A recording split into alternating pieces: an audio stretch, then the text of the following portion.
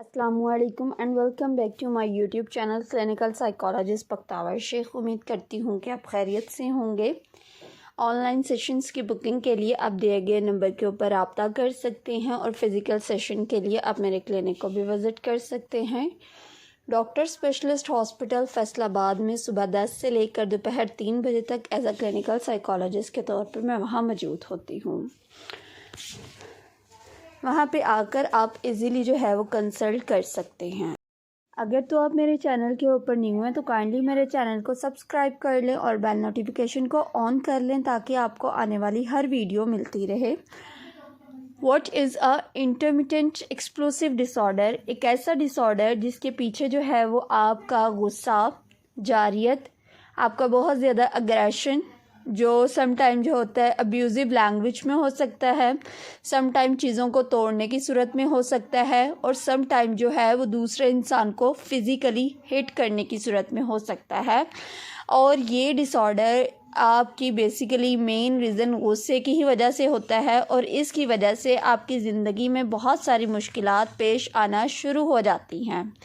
इस डिसऑर्डर के पीछे बहुत सारी रीज़न्स हैं इसमें, लेकिन एक मेन रीज़न यही होता है कि आपका एक इमोशन, आपका गुस्सा, यानी कि आपके अंदर चिड़चिड़ापन आ जाता है। आप बहुत ज़्यादा ख़ुद को टेंशन में महसूस करते हैं।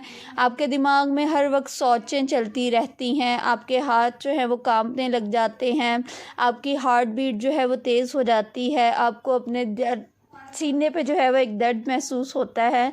आपको समझ नहीं आ रही होती है कि आपने गुस्से में किस तरह से बोलना है, ठीक है। और सम टाइम आप आर्गूमेंट्स करते हैं और बहुत ज़्यादा आर्गूमेंट्स कर रहे होते हैं। आप शाउट करते हैं, चिल्लाना शुरू कर देते हैं।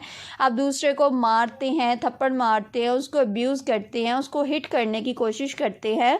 आप उस दूसरे इंसान को एक प्रॉपर डैमेज करने की अगर इस तरह की सूरत होगी तो फिर हम ये कहेंगे कि एक इंसान जो है वो इंटरमिटेंट एक्सप्लोसिव डिसऑर्डर का शिकार हो गया है। अब इस डिसऑर्डर के पीछे मल्टीपल रीजंस होती हैं। एक तो आदमियों के अंदर कहा जाता है कि बहुत ज़्यादा गुस्सा पाया जाता है। एक ये चीज़ हो सकती है कि उस इंसान ने अपने टाइम पीरियड में, यानी कि अर्ली टाइम पीरियड में अपने बच्चों, अपने माँ बाप को बहुत ज़्यादा लड़ते झगड़ते हुए देखा हो। उसने एक ऐसे इन्वायरमेंट में ज़िंदगी बसर की हो जहाँ पर लोग हर वक्त झगड़ते रहते हों। इसके अलावा उसकी ज़िंदगी में कोई ट्रॉमा, कोई हादसा वगैरह पेश आ गया हो, उसको इमोशनली तौर पर कोई ट्रॉमा हो जिसकी वजह से एक इंसान इस डिसऑर्डर का शिकार हो सकता है। अब इसका ड्यूरेशन कितना होता है? ड्यूरेशन बच्चों में मोस्टली फ्रिक्वेंटली जो होता है वो बच्चों में 6 साल के बाद से इसकी सिम्टम्स शो होना स्टार्ट हो जाती हैं। बहुत सारे अपने बच्चे होंगे जो 6 साल में जो है वो ये 6 साल से पहले जो है वो गुस्से का इजहार करते हैं। डेफिनेटली वो इस तरह की चीज़ें देख रहे होते हैं, इस तरह की यानी कि एनवायरनमेंट में रह रहे होते हैं जहाँ पे हर वक्त चीखना, चिल्लाना, गुस्सा करना, जारियत का मुजाहरा करना होता है और वो सारी चीज़ें बच्चे अडॉप्ट कर लेते हैं। और 40 साल के बाद भी या इससे पहले भी ये सिम्टम्स जो हैं वो एक इंसान को शो होती रहती हैं। और अगर एक इंसान इसका ट्रीटमेंट नहीं करवाता है तो उसे गुस्से का जो है वो एक यानी कि उसके ऊपर एक टैग लग जाता है कि ये आदमी जो है वो एग्रेसिव है, ये इसी तरह का, और इसने बात करेंगे तो ये गुस्सा कर जाएगा। अब आप किस तरह से अपने गुस्से को काबू पा सकते हैं या इस डिसऑर्डर का शिकार अगर हैं तो आपने सबसे पहले देखना है कि आपको कौन कौन सी चीज़ें ट्रिगर कर रही हैं, किस इंसान की कौन सी बात आपको बुरी लगती है। फिर आपने उस सिचुएशंस को अगर आपके इनसाइट प्रेजेंट नहीं है तो आप अपनी इनसाइट लेके आएंगे और अगर आपके इरेशनल बिलीव्स हैं या इरेशनल थॉट्स हैं तो आप उनको रैशनलाइज करने की कोशिश करेंगे। अपने आप को रिलैक्स रखने के लिए एक तो आप डीप ब्रीथिंग एक्सरसाइज बहुत ज़्यादा करेंगे। डीप ब्रीथिंग एक्सरसाइज एक ऐसी यानी कि मेडिटेशन है, इंस्टेंट है, जो आपको फ़ौरन से रिलैक्स कर देती है, यानी कि आप ख़ुद को काफ़ी ज़्यादा रिलैक्स महसूस करते हैं। इसलिए एक नॉर्मल इंसान को चाहिए कि वो अपनी ज़िंदगी में जो है वो डीप ब्रीथिंग को ज़रूर शामिल रखे।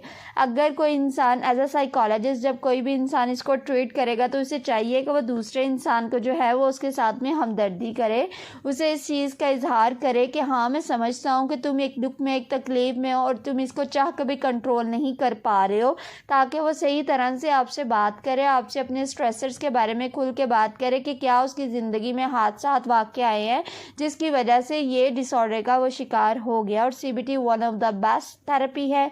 इसके अलावा SSRI होते हैं, यानी कि मेडिसिन दी जाती हैं गुस्से को कंट्रोल करने के लिए, यानी कि ताकि उसके इमोशंस जो हैं वो जो बहुत ज़्यादा गुस्सा पीक लेवल के ऊपर चला जाता है, जो डिसऑर्डर का शिकार बन जाएंगे, उनको सम टाइम जो है ये मेडिसिन भी दी जाती हैं जो हमेशा डॉक्टर ही प्रिस्क्राइब करते होते हैं। इसके अलावा वो उल्टी गिनती गिनना स्टार्ट कर दे, और इसके अलावा अगर वो खड़ा है तो वो बैठ जाए, बैठा है तो लेट जाए, और अगर लेटा हुआ है तो वो खड़ा हो जाए।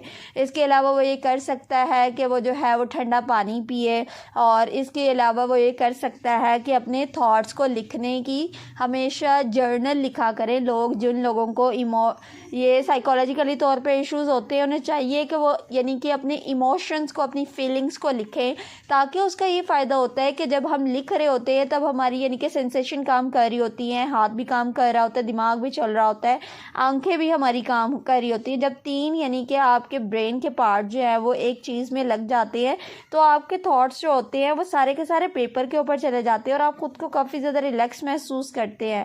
पहले ज़माने में ये चीज़ होती थी, लोग बहुत ज़्यादा डायरी लिखते थे, उनकी आदत होती थी, उनको सुकून नहीं मिलता था।